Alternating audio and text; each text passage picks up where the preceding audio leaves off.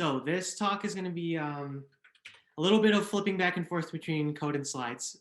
So just bear with me and try not to peek ahead at the memes in the later slides. Just let them come to you one slide at a time. Okay, great. So yeah, thank you so much. I'm really happy to be here talking about working with R from the command line. So my name is James Lamb. I'm an engineer at a company called Saturn Cloud, where I'm doing no R at all during the day. I'm mostly working on Python. But I'm also a maintainer on an open source machine learning project called lightgbm, where one of my main responsibilities is working on the R package. So I still work on R stuff, on nights and weekends in open source time. And I have found myself writing a number of R scripts that are only intended to be used from the command line, that are never intended to be kind of run interactively in an IDE or anything like that. So I've been kicking around this idea of this little talk for some of the things I've learned about that process for a little while, and I'm really happy to be here to share it with you for the first time. Okay, great. So the way that I've structured this talk, first I want to very briefly explain just a few concepts that are important to know generically about, running programs from the command line, whether they are written in R or whatever. After that, I'm going to walk you through every argument to the Rscript executable, and I'll explain what the Rscript executable is if you're not familiar with that. And then finally, we'll walk through kind of step-by-step building a small command line tool in R. This will be a tool that lints R code with Jim Hester's lintr package. I should also say at this point, if I can escape, all of the code for this talk is available, on my GitHub. If you go to github.com/jameslamb/talks, it's released with a permissive open source license.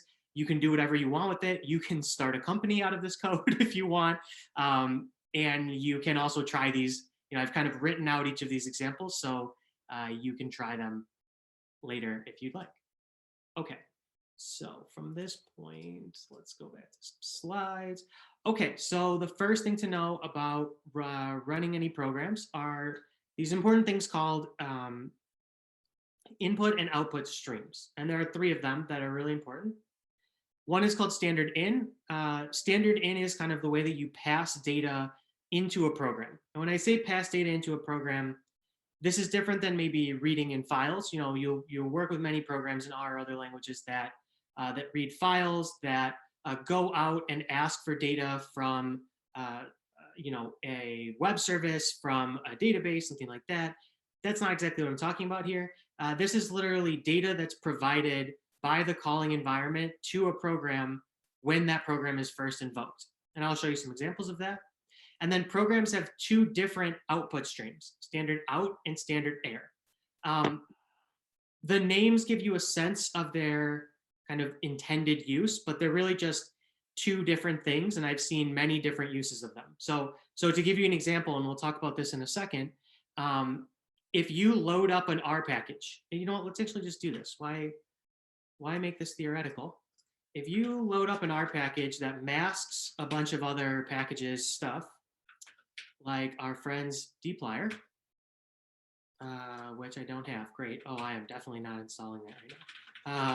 Let's try data table. Okay, perfect. If you library up data table, you're going to see all this stuff that's printed in red, right? Well, this isn't an error. Like, nothing went wrong. This is just the usual, I'm loading an R package, startup message type of stuff. If you were to do this at the command line, all this stuff in red is actually written to this output stream called standard air. And so then all that it means is basically there are these streams that are used to separate kind of the diagnostic information that is maybe like the main output of the program, and other things that are, say, like warnings, errors, like kind of information about running the program, but not its primary output. If that's confusing, don't worry. We're going to go through a bunch of examples.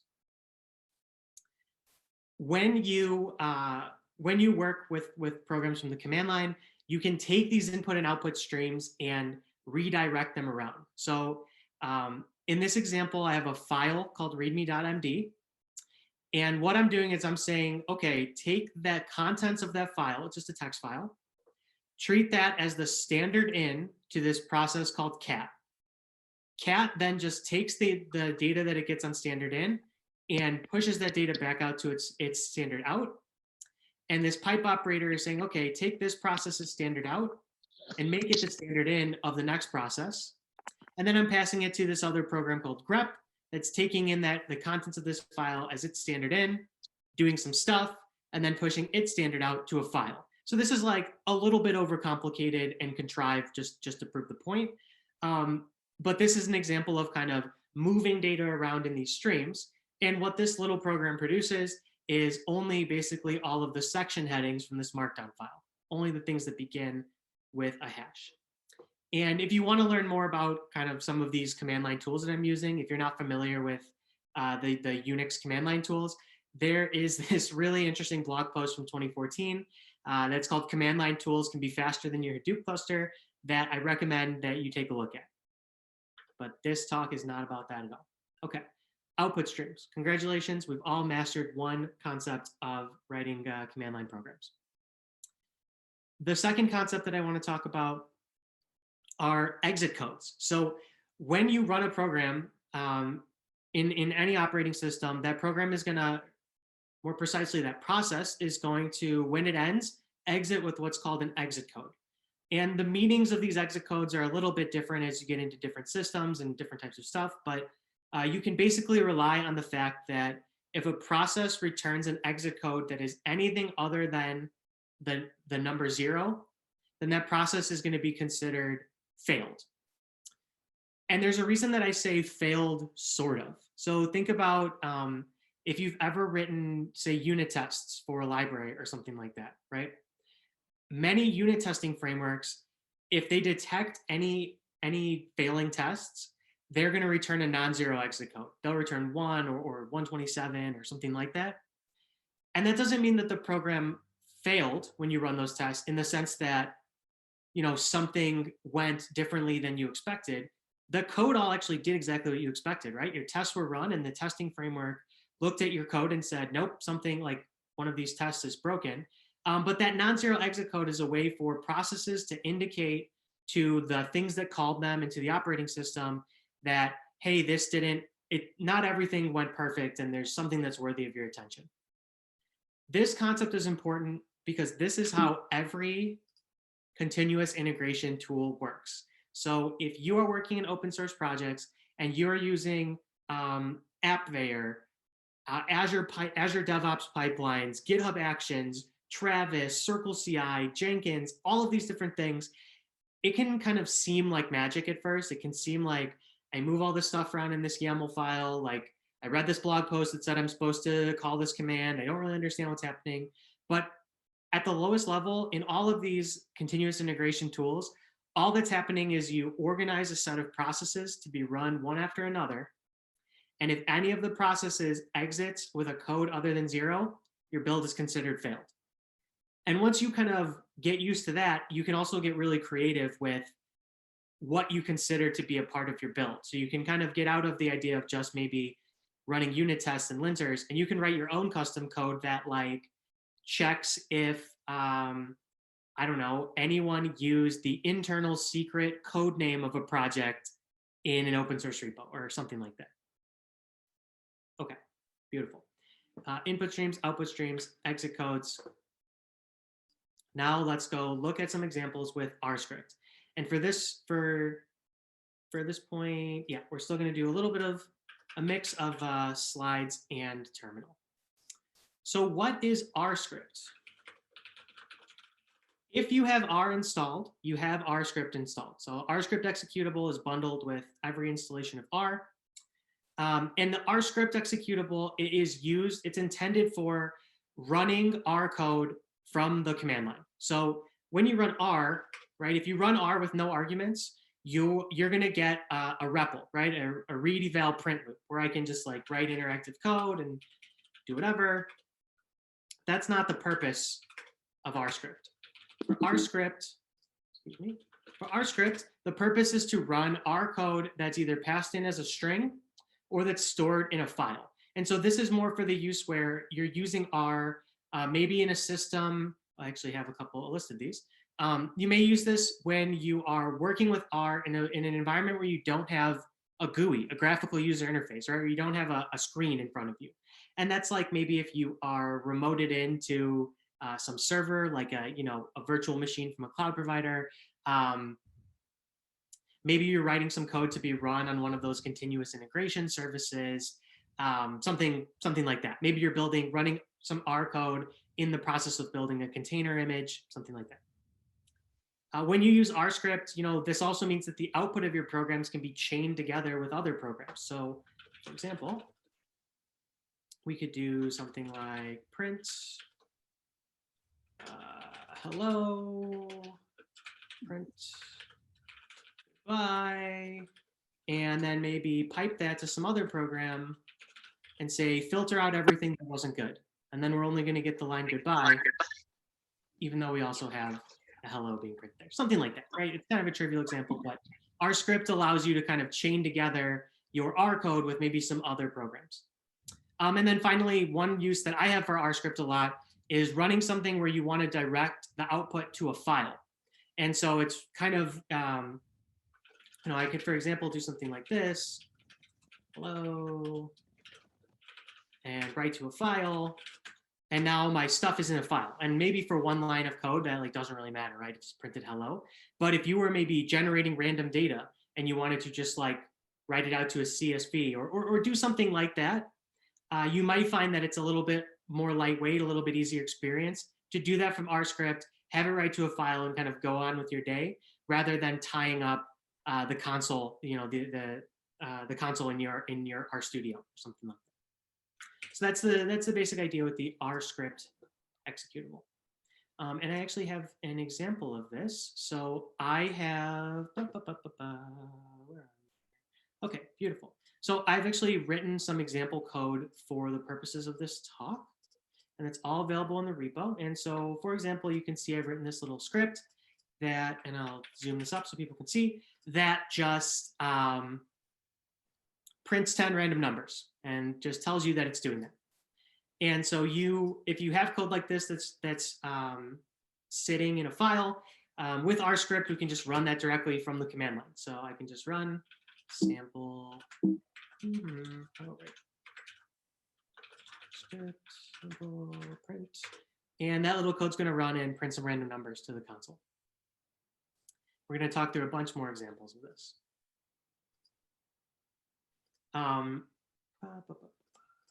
Okay, one thing that you'll see me use a lot in these examples is I think like the single argument to Rscript, which is technically an argument to R, and that is -e. This actually has a typo. Let's just fix it right now. So when you run Rscript -e says, I'm not going to give you a path to a file with R code. I'm going to just give you some R code that's jammed into a string. So for example, I'm going to library up data table and run a little data table code. And let's take a look at that. And kind of like you'd expect, right? A little data table object was created and printed. So Rscript -e, I use this all the time to test things without having to spin up a REPL. So for example, if I am maybe checking whether a package is installed on a system or something like that, I find that it's easier to just do like, so we saw that dplyr isn't installed on my system, right? I find that it's easier to just do Rscript -e, library, whatever, just to check, rather than, either starting up RStudio or running R or checking that way. Just a personal preference. Okay. Beautiful. So I talked a minute ago about these concepts of standard error and standard out, right? There are a couple of main kind of base R functions that you can use for producing output. And some of these print a standard out, some of these print a standard error. And that's why you might see different colors in a terminal, like in RStudio, for example, from these different types of outputs. So I am going to prove to you that prints to standard out by default, and that the functions message, warning, and stop print to this other output stream called standard error. So what I am doing here, where's my little, sorry, 1 second. Maybe I need to refresh the page. This is what happens when you push changes to your talk 2 minutes before you give the talk. That's okay. We're just going to run it like this. So what you can see, right, I'm going to run a print and a message. And I think that's kind of enough to prove the point here. And what I'm going to do is something that's called redirection. So I'm going to take the standard out of this process, which is referred to with the number 1, and write it to a file called standardout.txt. I'm going to take the standard, let me make this a little larger. I'm going to take the standard error of this process and write it to another file called standard error.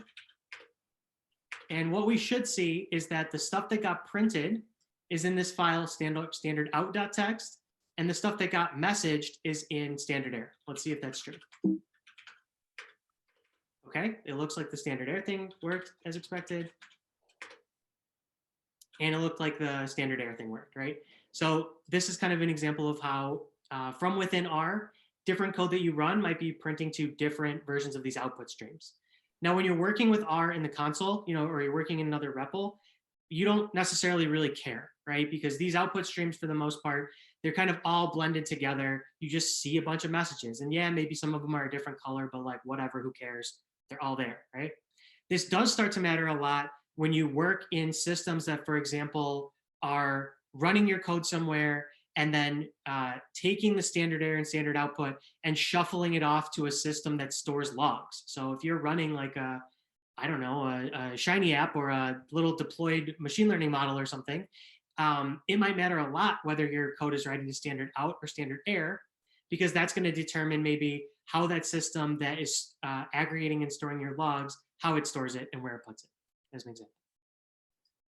Okay. As promised, the next thing that I want to talk through is each of the arguments to the Rscript executable. And I think this part might actually be a little bit easier in slide 4. So first, you can use the flag help, just like in many other command line interfaces outside of R, to print all of this documentation that describes what Rscript does. And it's going to tell you how to use Rscript. It's going to tell you some of the options. And then importantly, it says here that you can basically pass any options to R, and only the ones here are the ones that are most commonly used with Rscript. So you'll notice, for example, this -e that I talked about is not actually in this list, right? So I like to use the Rscript executable for stuff where I'm not running interactive code, just because I think it's a little clearer. But most of what I've done, you can also just run with plain old R. And you can see that with help. Okay, -- version does exactly the thing that you would expect. It prints the version. If you ever need kind of more, if you ever need tighter programmatic access to the version in R, there are functions built into R to get the major version, the minor version, the release name, all of that stuff. But this will just give you a general diagnostic piece of information like, hey, what version of R do I have? -- verbose is going to say, hey, Rscript, I want you to tell me more about exactly what you're doing. And so in this case, you can see with running -- verbose on my Mac, that's why you see this -library thing. Rscript actually told me exactly where it found R and all of the arguments that it passed. Kind of cool. -- default packages. This is a cool one. So when you run code in R and you haven't run any library statements, in most distributions of R, a handful of packages are going to be loaded. Packages like tools, stats, graphics, methods in some situations and not in other situations, things like that. But you can, from the Rscript executable, actually configure that set of packages. So what you can see here is I've tried to run a little code that creates a data.table. And the first time I ran it, I got this error that said, could not find function data.table, right? And that's because I haven't libraried up that package. That's not one of R's default packages. Passing this flag before any of the code in either the file that you pass or the string that you pass is executed, R is going to attach all of the packages you give in this comma delimited list. So it can be kind of nice. Okay, save and restore. So when you work in R, maybe you've had this experience in RStudio or the R REPL where you go to quit your session and you get maybe a pop-up or an interactive prompt that says, would you like to save this session's data or something like that? And if you select yes, then all of the current state of the global environment is going to be stored in a .r data file. Well, that is exactly what the --save command does. So --save, the --save argument. Passing --save says, hey, take the output of running this, and before you kind of close down the R session, save the state of the global environment into a .r data file. And so here I've run a little bit of code that creates a variable called sumVar. When I try to run a new bit of code that prints the value of that, R is going to say, I don't know what sumVar is, right? Because I passed no restore, R is going to say, look, I'm in a clean session, not really sure what you want me to do here. I don't know what sumVar is. Passing --restore is going to tell Rscript, oh, if there's one of these .r data files laying around, I want you to pick up that file and kind of recreate my global environment from that file before running my code. And then just this small statement print sumVar is going to work because that value of sumVar is saved in the environment. There are a lot of different ways to configure how R runs in your environment.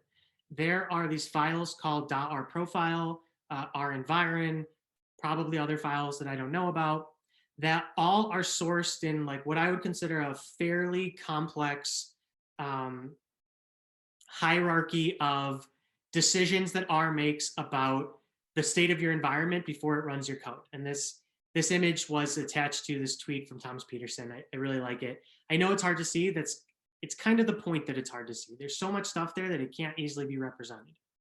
These flags to Rscript, like no site file, no init file, no environ, these give you control over these different types of config files, and they allow you to ignore them. So to basically say, I want to be very sure that the code that I'm running here isn't affected by any of these configurations that might be different as I go across different environments. Like maybe you're distributing a script that you expect contributors to your library to run locally, and you don't want to deal with the differences between their kind of local rprofile files against each of their laptops, something like that. Finally, keep this picture in mind. I want to show you my favorite Rscript argument, and that is --vanilla. --vanilla says, what you see is what you get. It says, don't silently reload my environment from this dot file that happens to be laying around, and don't run any of this code that might be in the various renviron or rprofile files. Just run the code that I told you to run without kind of any of the bells and whistles. So I like to use this defensively when I set up things that I know other people will run, because this will really give you a fairly strong guarantee that just the code that you expect to run is kind of all that gets run. Okay. That is the extent of the Rscript stuff. And then the last thing that I wanted to show you in the 5 minutes or so that we have left is an example of writing a command line program. And I'm going to go through this very fast. But all of this code is available at my GitHub repo, and you can kind of walk through this yourself. So what I want to do is look at a couple examples of writing a script that we can use to lint all of the R code in a directory. So let's look at the first version of this. There it is. Did you see this file wasn't saved? That's why my example wasn't up there. Okay, so let's look at the first version of this. This is a little bit of code with the lintr package. And what this package does is you can specify which of these linters you want to use. A lintr is basically a static analyzer that will look at source code and find problems or things that are worthy of noting. So for example, the assignment lintr will catch if you're using an equal sign instead of the little arrow for assignment, or single quotes kind of does what you think it does. To-do comments will say, hey, you're including some to-do comments in here. Are you sure you want to do that? Unneeded concatenation will catch cases where you have code like this, where you didn't really need to use C because there's kind of implicit, the literal for is already implicitly a vector in R, stuff like that. So we could run this little script, and let's see what it does. Okay, So this does some interesting stuff. It definitely found a couple of problems in my code, but there are a couple ways that we could improve this script. So first, the biggest one is the exit code. If I check the exit code, even though this found some linting errors, this exited with an exit code 0. And so that means if I wanted to use this in a continuous integration environment, I couldn't rely on this script to fail my builds if I detect some of these style problems. So that's no good. Another problem that we have is that the directory that I want to lint is hard-coded into the script. So every time I want to run this script, I'm going to have to change the code to point to a different directory if I want to change directories. So let's look at a little bit better version of this. Here I'm not using any new libraries, but I'm using this base R command called commandArgs. And what commandArgs does is it captures additional arguments that you pass to R or Rscript after all of the arguments that are recognized by R and Rscript. And so in this case, I'm going to be able to run this code passing in a directory to lint. And this way I won't have to change my code in the future if I want to lint another directory. And then what I've also done here is I've captured a list of the linting errors that were found. And I'm using the built-in R function quit to say, hey, explicitly quit this script and set an exit code that is equal to the number of errors. So now I can rely on this to fail. Let's look at this real quickly. Okay, great. So now I can actually pass this a directory, and it still did all my same stuff, but now we got a non-zero exit code. Okay. In the interest of time, let me skip ahead to one more example of this. So now we've got our thing kind of basically working for CI, but it might be a little bit hard to understand as an executable by itself. So I've added a bunch of other fancy stuff. With the argparse package, you can define new command line arguments where instead of having to rely on this like careful ordering of extra strings, you explicitly can have basically keyword arguments. I'm going to be able to do a little bit of help data. With the arguments I'm parsing from argparse, I am going to be able to run a -- version on my code, just like you do with other executables that you install. I'm going to print a little bit of fun ASCII art. And with the package crayon, which I realized I didn't actually library up, with the package crayon, I can actually change the color of the output. So let's take a look at what this looks like. If I run -- help, all of my help documentation from my script is going to be printed. Ooh, ah. If I run -- version, this little bit of, oh, right, duh. It's pretty -- version. This little bit of version information that I've defined is going to be printed. And then finally, I can do this and explicitly pass the directory I want to lint. This is called sample R code. And what you're going to see is now I got my little ASCII art mocking SpongeBob. It's printed in yellow because that's the color that SpongeBob is, followed by all of my linting problems. And then in this case, I have a little bit of code that's saying, hey, print out this end bar saying how many issues you found. If there's any problems, make it red. If it's all okay, make it green. And so I've made it red here. That is actually basically the extent of what I wanted to talk about today. I know that we went through kind of a lot fairly quickly, but all of the information is available on my GitHub. You can take a look.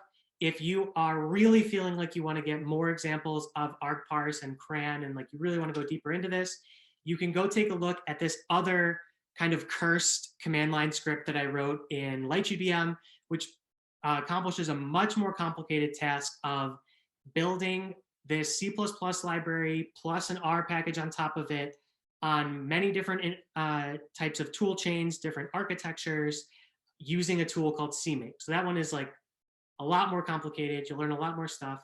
And then actually the final thing I'd like to say is I only very briefly went over a handful of packages that I find useful in writing command line interfaces. But if you find yourself writing a lot of these scripts that are going to be run either interactively in an environment without a terminal, without a GUI, or maybe that are going to be run in a continuous integration environment, you might consider some of these other great packages. Feel.logger is a very lightweight logger. JSON Lite is great for working with JSON. Opparse does something similar to what argparse does.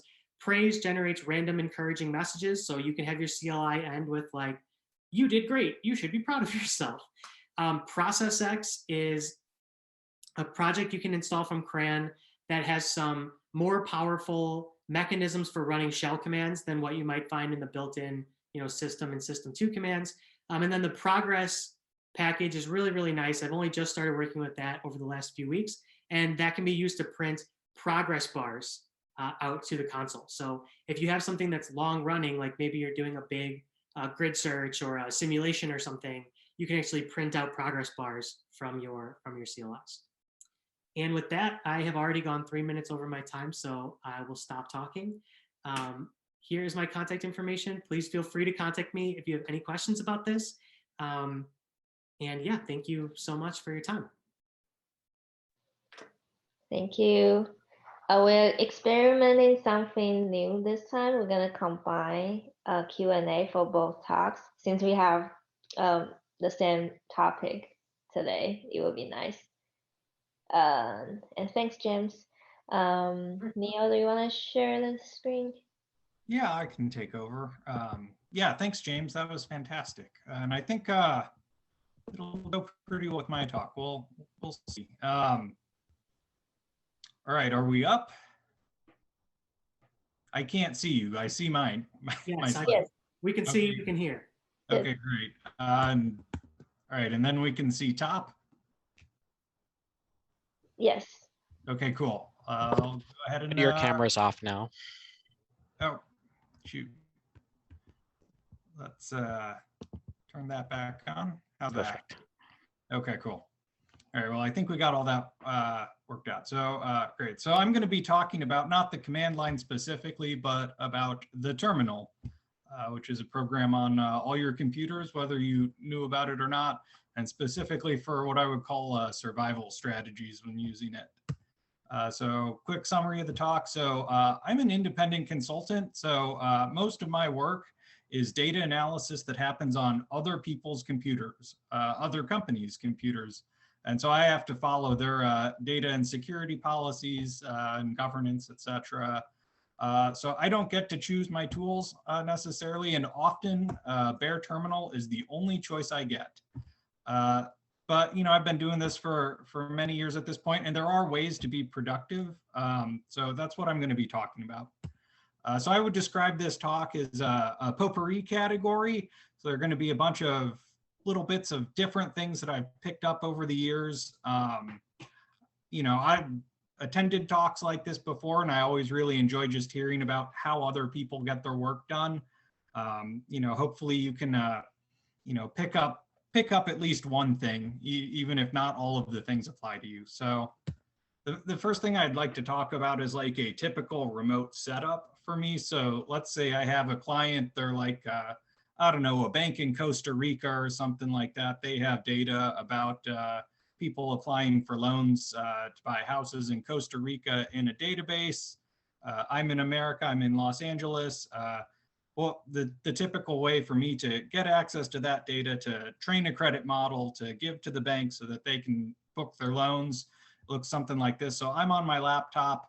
I set up a VPN to their server closet or their cloud service or whatever. And they provide a development node for me, which I SSH to. SSH is the remote shell program. And from there, I can connect to their database using R in a database driver, something like that.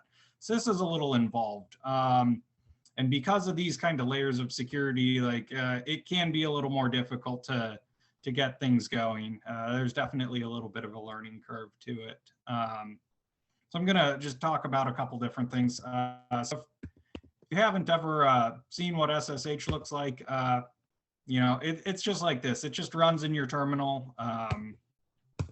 Yeah, so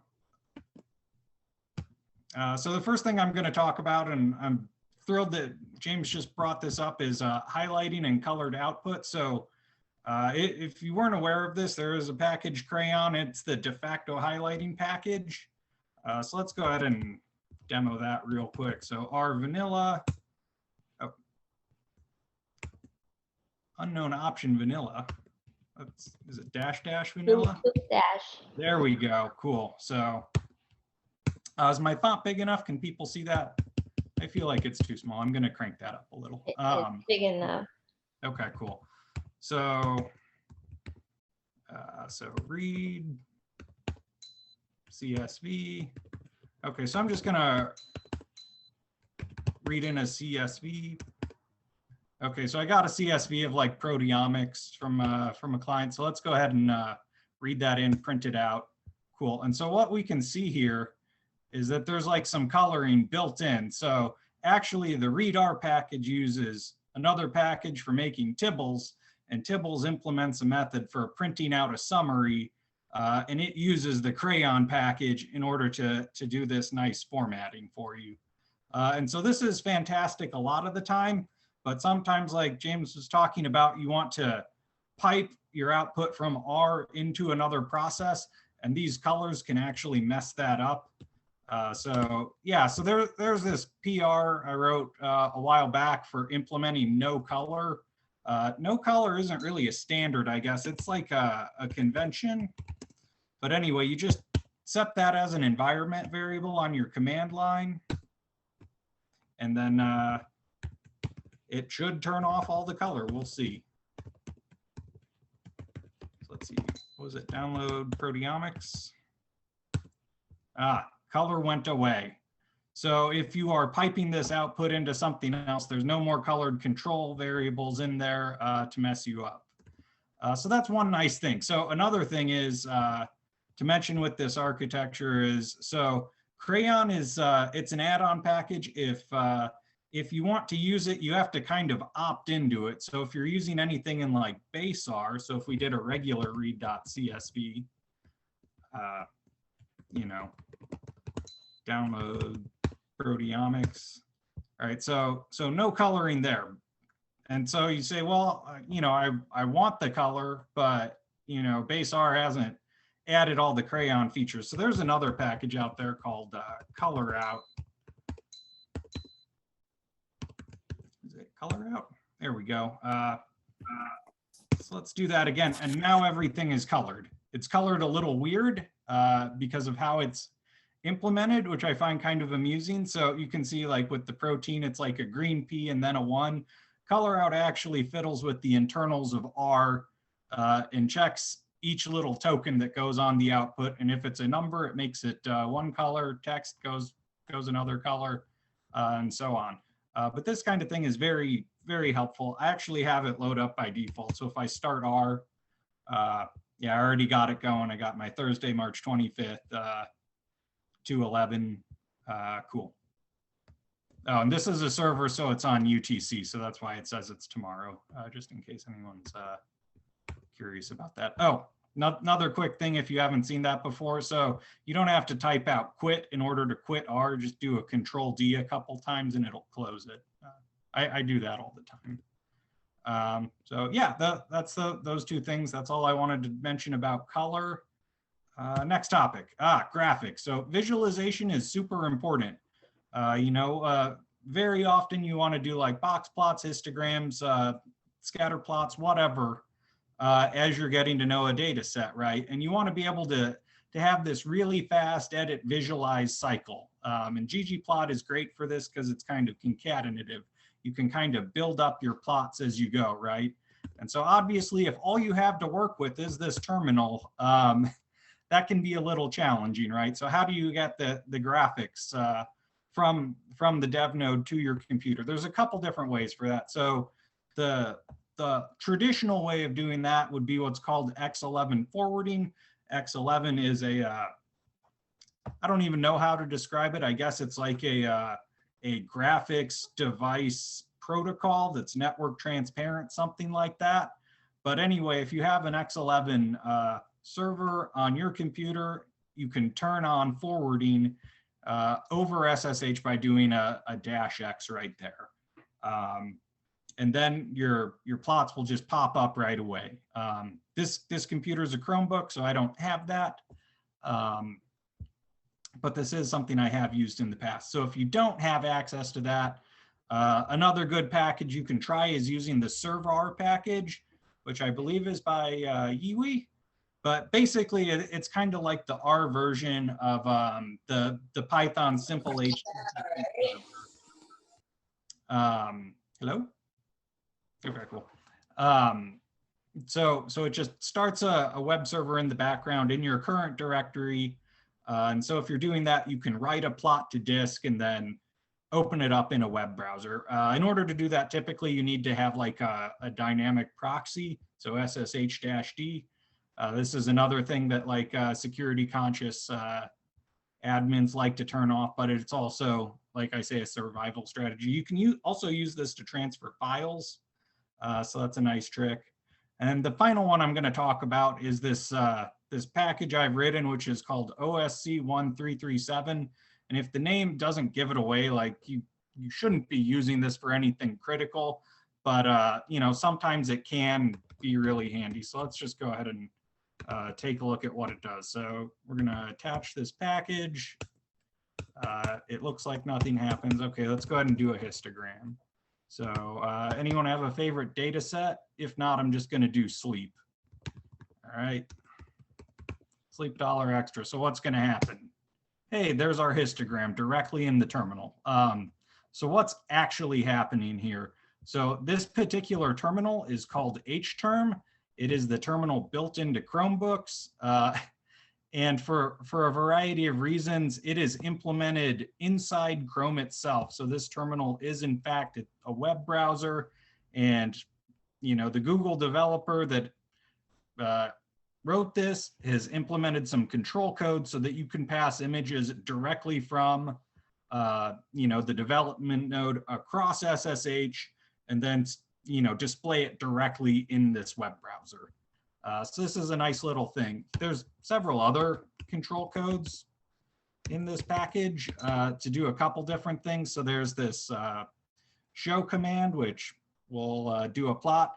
You also have a notify command, which is nice, and a put command. So those are implemented as terminal escapes. So that's there.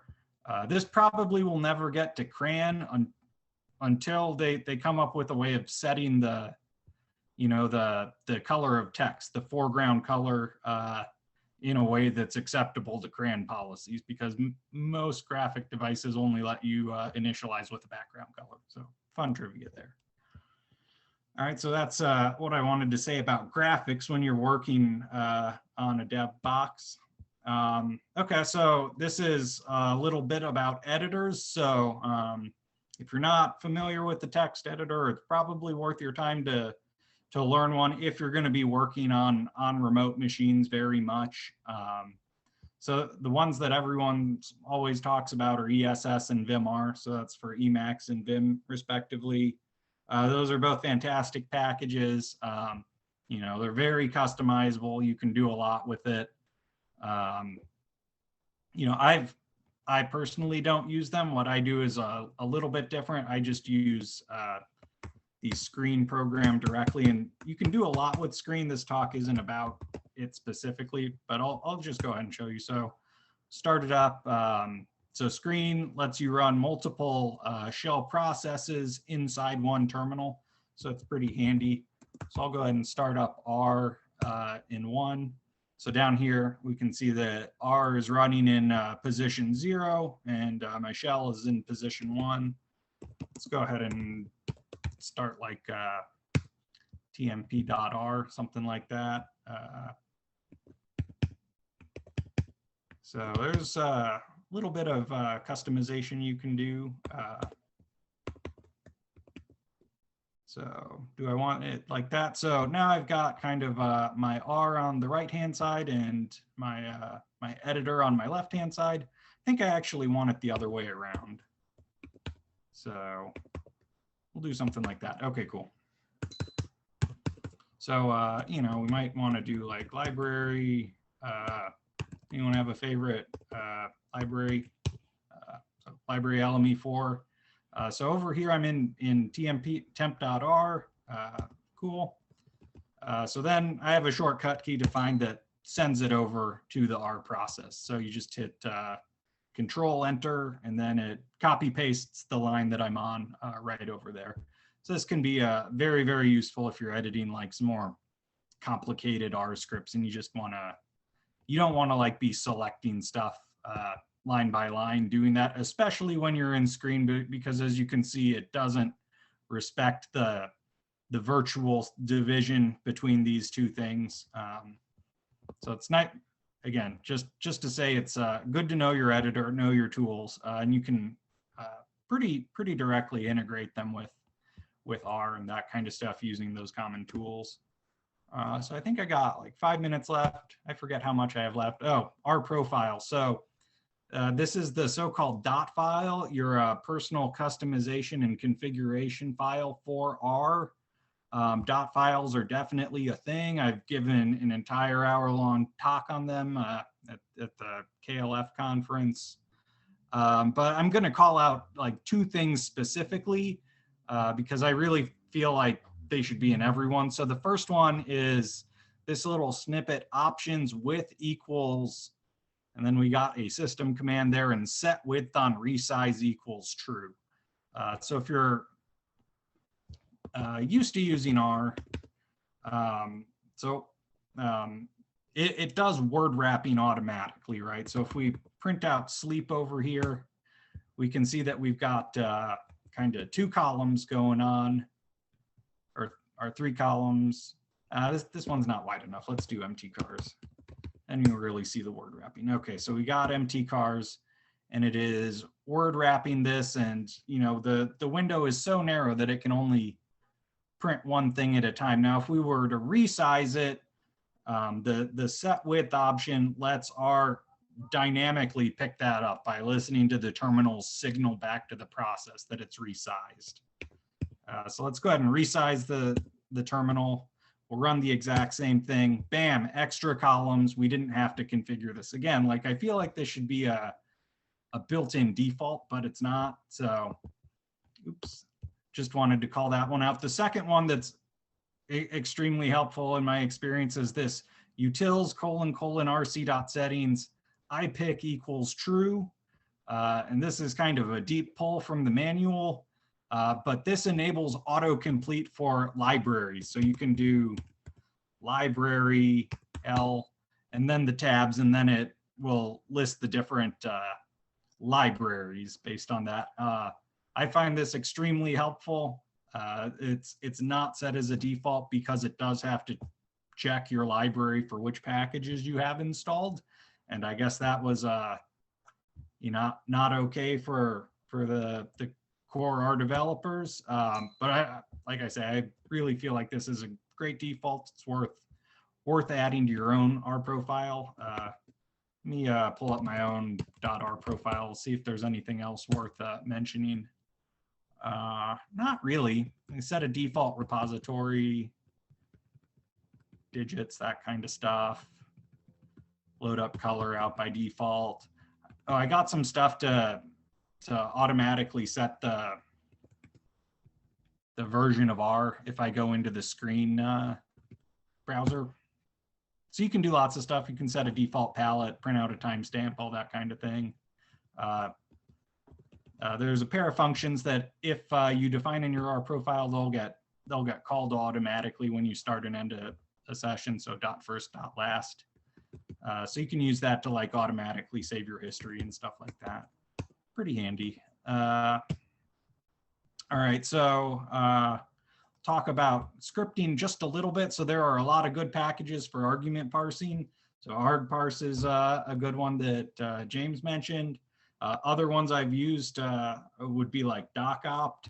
It's also pretty good. I've written one myself. It's called Fuego. It's heavily inspired by Python Fire. It's a little less flexible than the Python version because our objects don't have vtables. So you can't go nuts with method chaining really like you can with Python, but it's there too. And the other thing I'd like to call out is Dirk Edebutel's little R package, which will make the command line interface a little more standard if you're doing a lot of like Unix scripting. Yeah, and that's about it. I'll just kind of recap all this. So most of my work is done through this little keyhole through an SSH shell. on remote servers. You know, I often don't get to choose it. That's just the only thing you get. But like with a little bit of practice, you can be reasonably productive anyway. Yeah, so I think that's it. Yeah, I got questions. I'll have James hop on and we can all chat. I'm gonna kill my share.